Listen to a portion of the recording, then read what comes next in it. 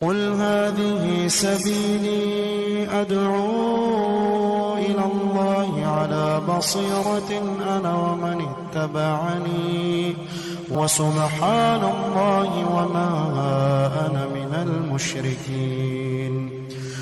اعوذ باللہ من الشیطان الرجیم. بسم اللہ الرحمن الرحیم. کل کے درس میں عرض کیا تھا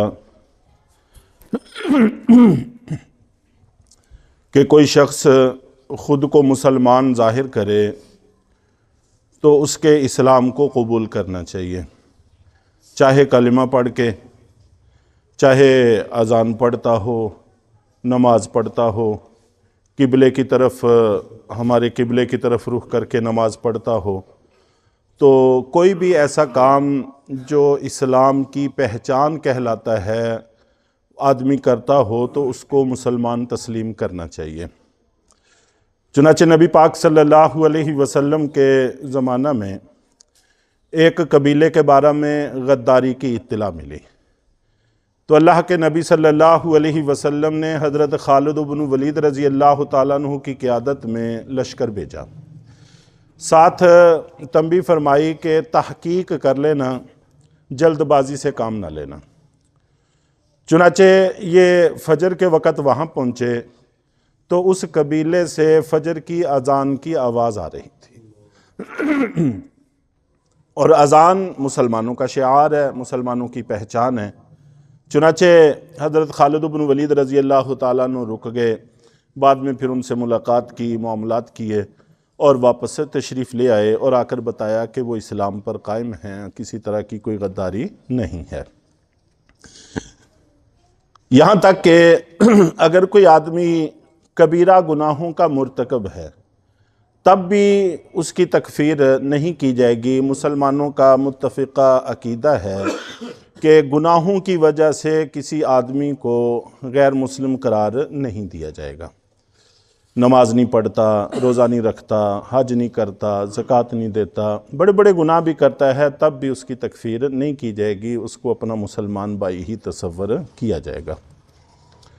چھوٹی چھوٹی باتوں پر انتشار در انتشار امت مسلمہ کے لیے بہت بڑا مسئلہ ہے اس وقت.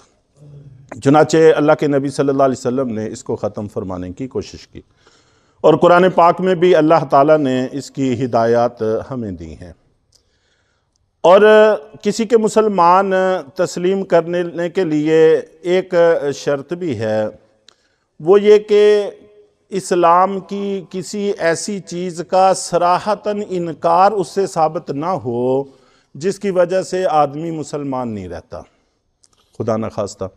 جیسے مثال کے طور پر حضرت ابو بکر صدیق رضی اللہ تعالیٰ عنہ کے زمانے میں جس وقت اللہ کے نبی صلی اللہ علیہ وسلم دنیا سے تشریف لے گئے تو بہت سارے قبائل جو نئے نئے مسلمان ہوئے تھے، ابھی اسلام اچھی طرح سے ان میں رچا بسا نہیں تھا، انہوں نے زکوٰۃ کا انکار کر دیا تھا. اذانیں پڑھتے تھے، نماز پڑھتے تھے، باقی سارے اعمال کرتے تھے، لیکن زکوٰۃ کا انکار کیا تھا. اور یہاں پر یہ فرق بھی اچھی طرح سے سمجھ لینا چاہیے کہ انکار اور چیز ہے اور اس کو فرض سمجھتے ہوئے ادا نہ کرنا یہ اور چیز ہے. دونوں میں فرق ہے. انکار کرنا کفر ہے، کسی بھی اسلام کی ایسی چیز کو جو قطعی طور پر ثابت ہے اس کا انکار کفر ہے. اور اگر اس پر عمل نہیں کر رہا آدمی لیکن اس کو فرض سمجھتا ہے، اس کو گناہ کہتے ہیں. تو گناہ کی وجہ سے تو تکفیر نہیں ہوتی، ہاں انکار کی وجہ سے تکفیر ہوتی ہے. جو میں نے پہلے بات ذکر کی اس کا تعلق عمل نہ کرنے کے ساتھ ہے، اور حضرت ابو بکر صدیق رضی اللہ تعالیٰ عنہ کا معاملہ انکار کے ساتھ تھا کہ وہ کہتے تھے کہ اللہ کے نبی کو تو ہم زکوٰۃ دیتے تھے، اب کسی سربراہ کو ہم زکوٰۃ دینے کے لیے تیار نہیں ہیں، ہمارا مال ہے، ہم نے کمایا، ہمارا حق ہے، ہم نہیں دیتے. وہ انکار کرتے تھے. چنانچہ حضرت ابو بکر صدیق رضی اللہ تعالیٰ عنہ نے ان کے خلاف اعلان جنگ کیا اور بڑی محنت کی، یہاں تک فرمایا کہ اگر کوئی آدمی اللہ کے نبی صلی اللہ علیہ وسلم کے زمانے میں اونٹ کی ایک رسی دیتا تھا، اونٹ بھی دیتا تھا اور اس کے ساتھ اس کی رسی بھی دیتا تھا، اب اونٹ تو دے اور وہ رسی نہ دے تو میں اس کے ساتھ بھی جنگ کروں گا، اگر وہ اتنے سے حصے کا بھی انکار کرے گا تو میں اس کے ساتھ جنگ کروں گا۔ اور یہ فرماتے تھے کہ نبی پاک صلی اللہ علیہ وسلم کے دین میں کمی آئے اور ابو بکر زندہ رہے، یہ نہیں ہو سکتا۔ چنانچہ ہم لوگوں کو چاہیے کہ گفتگو میں، بات چیت میں جہاں تک ممکن ہو سکے احتیاط کا پہلو تھام کے رکھیں۔ بسا اوقات ہنسی میں، مذاق میں ہم لوگ ایسے جملے کہہ دیتے ہیں جس سے اسلام کے کسی عمل کی تحقیر یا تنکیر، انکار کا تاثر ملتا ہے، اس سے گریز کرنے کی کوشش کرنی چاہیے۔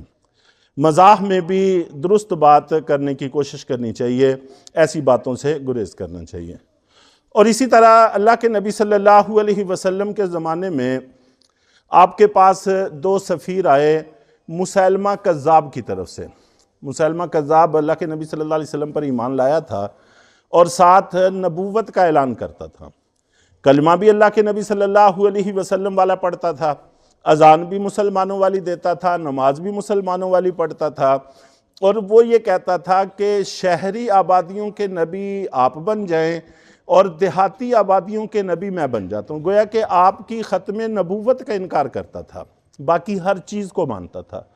تو یہی میں نے عرض کیا کہ کلمہ کوئی پڑھتا ہے اور وہ کہتا ہے میں مسلمان ہوں تو اس کا ایمان قبول کیا جائے گا، لیکن شرط یہ ہے کہ صراحتاً کسی اسلام کی معتبر چیز کا انکار اس سے سرزد نہ ہوتا ہو، یہ شرط ہے۔ تو مسیلمہ کذاب کو اور اس کے ماننے والے 60,000 کے لگ بھگ لوگ یہ صحابہ کرام کے ساتھ جنگوں میں مارے گئے، اور صرف اس وجہ سے کہ وہ ختم نبوت کا انکار کرتے تھے، اور ختم نبوت اسلام کا ایک معتبر عقیدہ ہے جس کا انکار کی کوئی گنجائش نہیں ہے۔ تو اللہ کے نبی صلی اللہ علیہ وسلم کے پاس سفیر آئے اسی مقصد کے لیے کہ مسیلمہ کذاب یہ کہتا ہے کہ دیہاتی آبادیوں کا نبی میں بن جاتا ہوں، شہری آبادیوں کا نبی آپ بن جائیں اور میں آپ کے تابع رہ کے کام کروں گا، یہ بھی اس نے کہا۔ تو اللہ کے نبی صلی اللہ علیہ وسلم نے ایک خشک لکڑی کا ایک چھوٹا سا ٹکڑا اٹھایا اور اس کو مسلا اور فرمایا کہ نبوت میں سے اتنے سے حصے کی بھی کوئی گنجائش کسی اور کے لیے نہیں ہے، اور اگر تم سفیر نہ ہوتے تو تمہیں یہاں قتل کی سزا دی جاتی، اس لیے کہ تم ایمان لانے کے بعد اسلام سے پھر گئے ہو، مرتد ہو گئے ہو، لیکن چونکہ سفیر ہو اس لیے سفیروں کو ہم قتل نہیں کرتے، چنانچہ ان کو واپس بھیج دیا گیا۔ تو وقت گزر گیا، مسیلمہ کذاب قتل ہو گیا، اس کا سارا لشکر مارا گیا، عقیدے کی جڑ نکل گئی۔ ایک دفعہ حضرت عبداللہ ابن مسعود رضی اللہ تعالیٰ عنہ کوفہ کے گورنر تھے، اتفاق سے انہی 2 لوگوں پر ان کی نظر پڑ گئی، انہوں نے ان کو پہچان لیا اور بلا کر پوچھا کہ کیا تم وہی ہو جو مسیلمہ کذاب کی طرف سے سفیر بن کر آئے تھے؟ انہوں نے کہا کہ جی ہاں ہم وہی ہیں۔ تو انہوں نے فرمایا کہ کیا تم اپنے اسی عقیدے پر قائم ہو یا اس سے تائب ہو چکے ہو؟ انہوں نے کہا کہ ہم اپنے عقیدے پہ قائم ہیں۔ تو حضرت عبداللہ ابن مسعود رضی اللہ تعالیٰ نے پوچھا کہ کیا تم کسی کے سفیر ہو اس وقت؟ انہوں نے کہا کہ نہیں، ہم کسی کے سفیر بھی نہیں ہیں۔ تو پھر فرمانے لگے کہ اللہ کے نبی صلی اللہ علیہ وسلم تمہیں اس وقت بھی قتل کرنا چاہتے تھے، سفیر ہونے کی وجہ سے چھوڑا تھا، تو اب چونکہ تم سفیر نہیں ہو تو ان کو قتل کی سزا دی گئی۔ تو اس لیے ایمان اگرچہ حاصل بھی بڑی آسانی سے ہو جاتا ہے، لیکن اس کا تحفظ کرنے کے لیے خاصی محنت کی ضرورت ہے، اس کے تحفظ کی کوشش کرنی چاہیے۔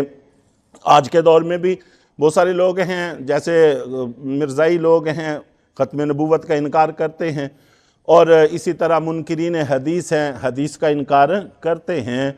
تو اگرچہ وہ کلمہ پڑھتے ہوں، قرآن کو مانتے ہوں، لیکن چونکہ وہ ایک معتبر اسلام کی چیز کا منکر ہیں، اس لیے پھر انکار کی وجہ سے ان کو مسلمان تصور نہیں کیا جائے گا۔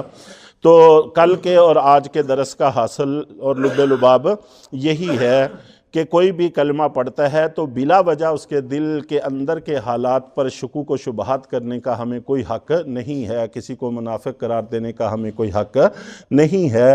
البتہ اگر کوئی کھلم کھلا دین کی معتبر کسی چیز کا انکار کرتا ہے تو پھر اس کے معاملات علیحدہ ہیں۔ اللہ تعالی ہم سب کو جیسے ہمیں ایمان کی دولت نصیب فرمائی ہے اس پر قائم رہنے کی بھی توفیق عطا فرمائے۔